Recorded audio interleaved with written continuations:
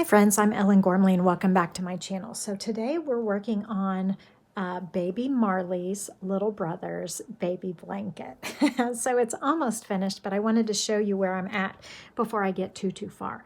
So what happened was, I'll try to insert some photos of the finished project when I'm done, but we first have this body of double crochet. So it's just plain old double crochet. We've got a chain of 100 and I think 102, and then double crochet in the fourth chain from the hook. Anyway, you end up with exactly 100 double crochets, and you do 100 double crochets for 72 rows, okay?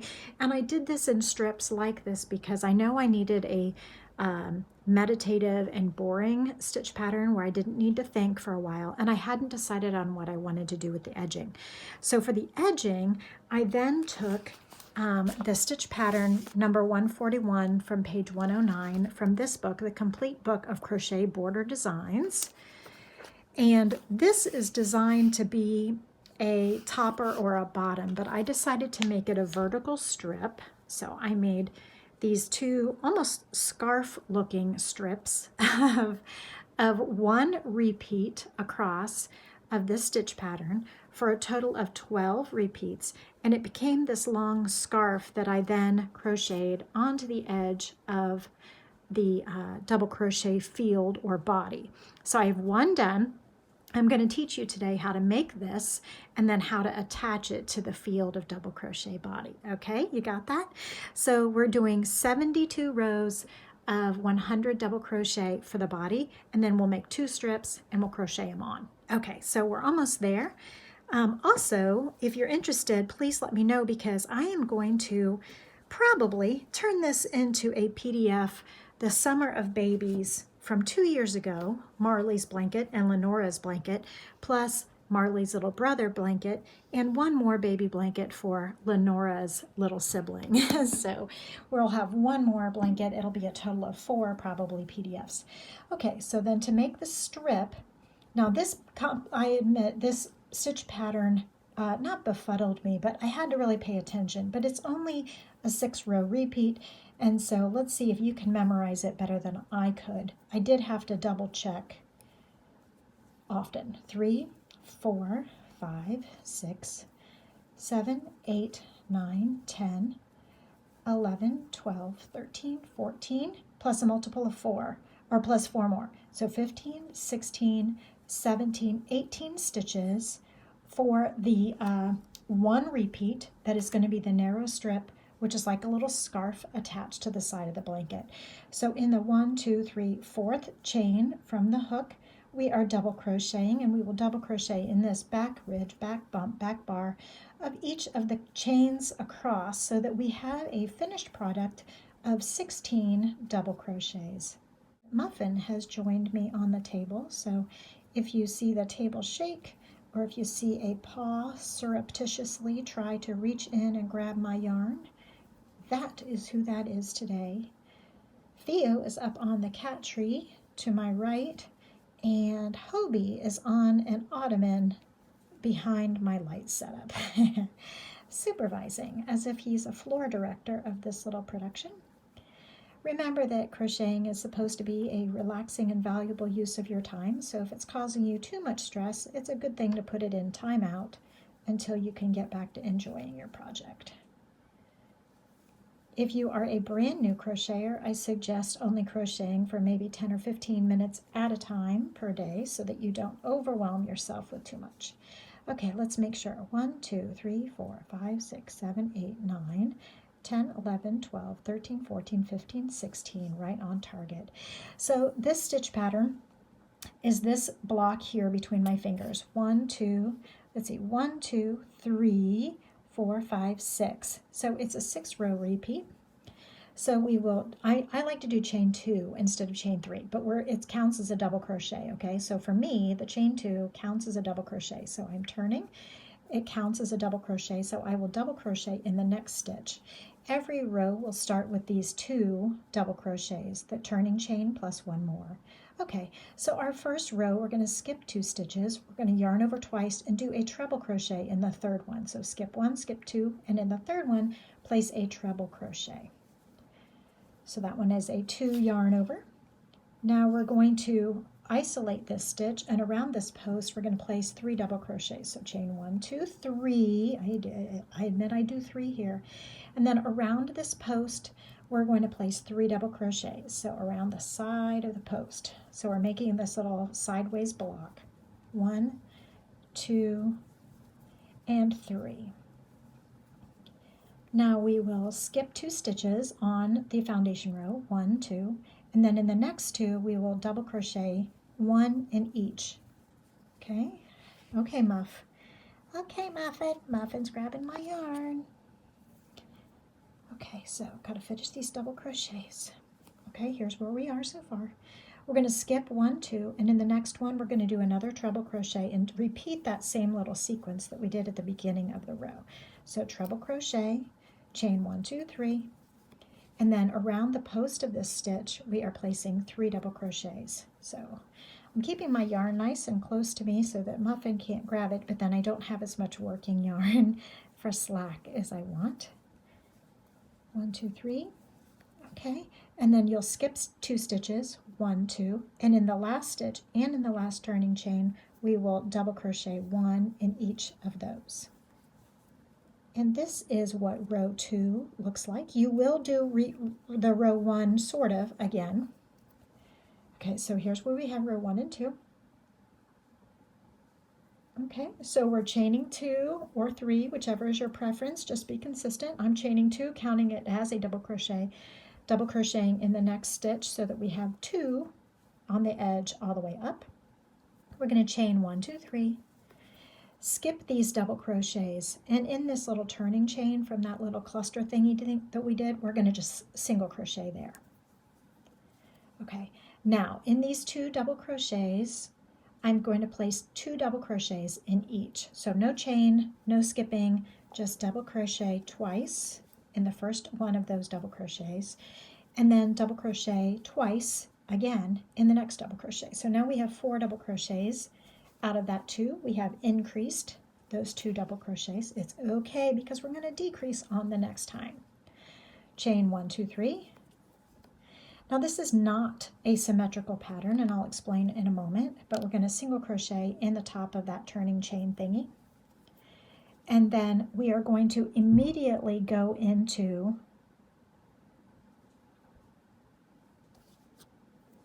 immediately go into double crocheting in the 2 bookend double crochets that are on the edge. So this is where I found this pattern difficult. Like I always wanted to put an extra chain 3 there, but you don't need it. And then later there's another spot where I feel like my instinct would be to put another chain 3, but you don't need it. So I did have to make sure that my first occurrence was absolutely correct. And then as I worked, I could refer back to this first one to make sure that I had each one subsequently correct after that. So chain 2 or 3, whichever your preference, double crochet in the next double crochet. Okay, so here we are at row 1, 2, 3, 4. So on row 4, we are going to do that sequence again of these things. So these are both on the right side, or actually both on the wrong side, or whatever, but they're on the same side. And chain 1, 2, 3. Depends on whether or not you count your row 1 as a right side or a wrong side. My point is that they should be the same. Whatever, when I'm working on these little cluster thingies, which is the 3 double crochet around the side of that stitch, they should both be leaning the same way. They're both leaning to my tension hand. Okay, so here's where we got to those 4 double crochets from the previous row, and now we're going to decrease. So we're going to do 2 double crochet together in the next 2 double crochet, so that we're decreasing from those 2 double crochets down to 1 stitch. So yarn over, insert your hook in the stitch, yarn over, pull up a loop, yarn over, pull through 2, and leave it there. Yarn over and do the same thing, insert into the next stitch, yarn over, pull up a loop, yarn over, pull through 2, and then yarn over and pull through all 3 at the same time. So those 2 stitches now become 1. We'll repeat that sequence for the next 2 double crochets, taking them down to just 1 stitch with a double crochet 2 together or double crochet decrease. Same thing. Okay, and then after that decrease, we'll go right into our yarn over twice and put our treble crochet in that next big chain 3 space. Okay, here's where it's going. Chain 1, 2, 3, 3 double crochets around the stem or post or whatever you want to call it, the leg of that stitch. Okay, so one more. All right, and then we'll go right into skipping these here and just double crocheting 1 for 1 in each of the last 2 double crochets. And I know that I'm on the right track because as I was working before and I got in a rhythm, I made a mental note to myself that when I did my second occurrence of these tilted things, that I would have a little hoof print looking space there. So I knew I was right on track. So whatever trick helps you remember the pattern is good. So 1, 2, or chain 3, whichever is your preference, double crochet in the next double crochet because we're consistently always having 2 double crochets along the side of both edges. Okay, so here we go with the 1, 2, 3. Now this is where it gets a little asymmetrical. So we're skipping these here, and in this spot we're going to single crochet, and then we will go ahead and do 1, 2, 3. Now we had double crocheted twice, double crochet decreased twice, so we're just going to place 1 double crochet in each of those. So now we are down to 2 again. Nice, we made this little like diamond shape here in the middle, right there, diamond shape sort of. Okay, chain 1, 2, 3, 1, 2, 3, and single crochet here in the top of that turning thing, of that slanty thing. Those are technical terms. And this is where I kept making my mistake, friends, so don't make the same mistake I am. So instead of going straight into the double crochets, make sure you add 1, 2, 3 here. So on the second occurrence, the second repeat of slanty things in this unit, don't forget to add in those 3 chains before you put your last 2 double crochets. And you'll know that you made the mistake when you go to this next row, because at the end of this next row, chain 2 turn, you should have 16 double crochets. And if you don't have 16 double crochets, you probably made the same mistake I did and didn't put enough chains in there of the previous row. So we've got our 2 double crochets. Then in this chain 3 spot where I often accidentally omitted it, we're placing 2 double crochets. So 2 on the edge and 2 more make 4, 1 in the single crochet, that makes 5, 2 in the next spot, in the next chain 3 spot, which makes number 6 and 7. And when you double crochet in the first one of these double crochets here, that makes 8, and you're halfway there. So you know that this first half is correct because the second half is exactly the same. So this one makes number 9, 2 in this chain 3 spot, so that makes 10 and 11. If you're counting along, you know we're going to have 16 at the end. 12 by placing 1 in the single crochet.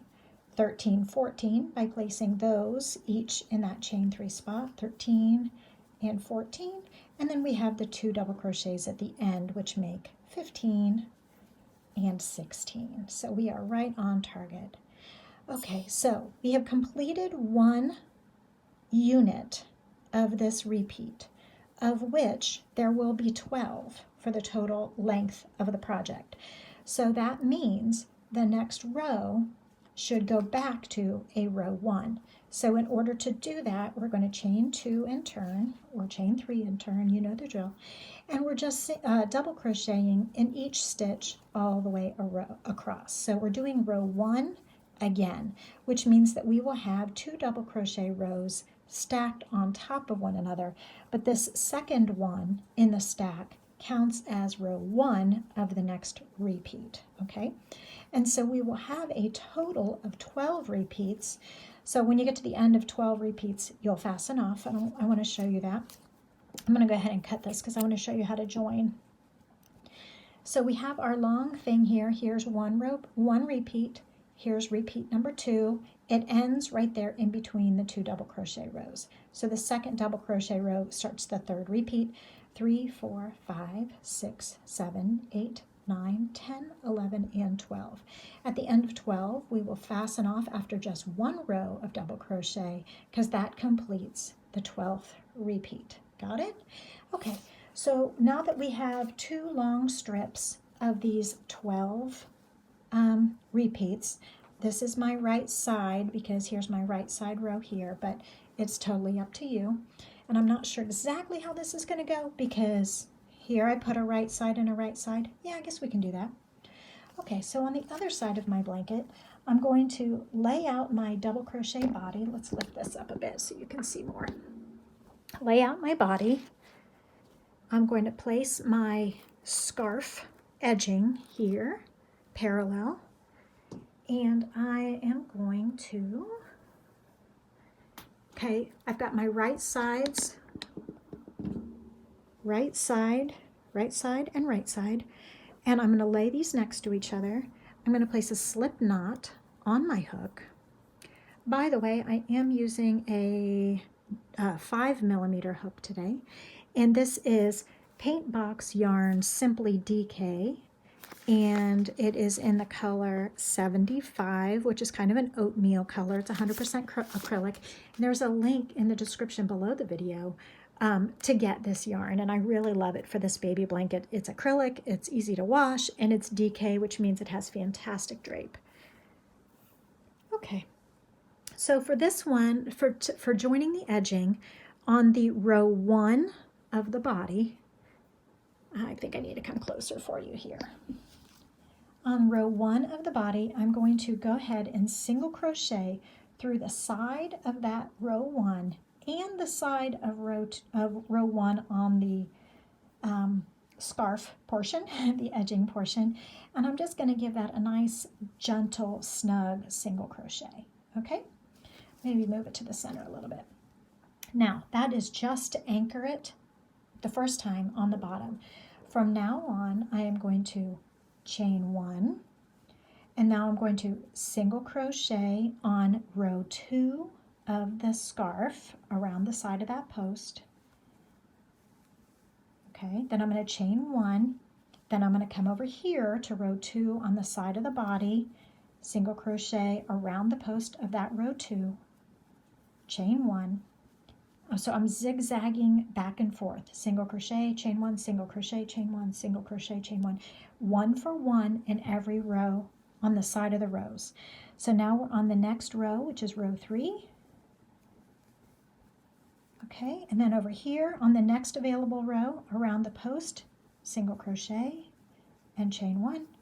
Over here now, the next available side of the row, single crochet, chain 1. The next available row over here, single crochet, chain 1. Over here, single crochet, chain 1, and so on for the full length of the project.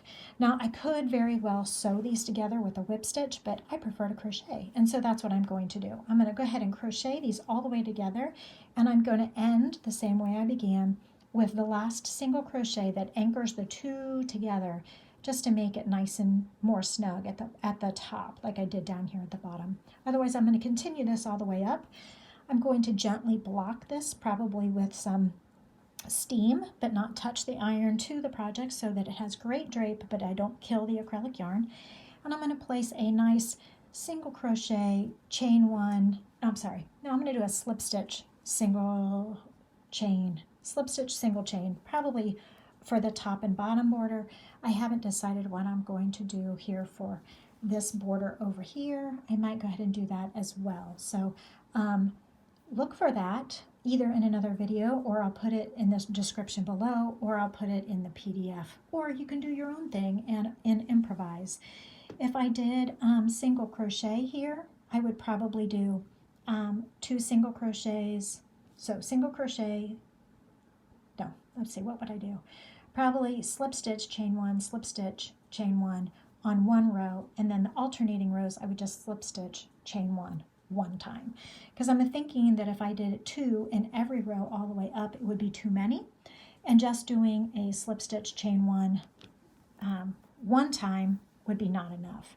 So let me pull this back out and let you see what I'm trying to say. So on the bottom here, 1 for 1. Let's go ahead and just design this together, shall we, while we have the chance. So I'm going to start at a corner, but when I'm working along the underside of the project, I'm going to just work 1 stitch for 1. So slip stitch, chain 1.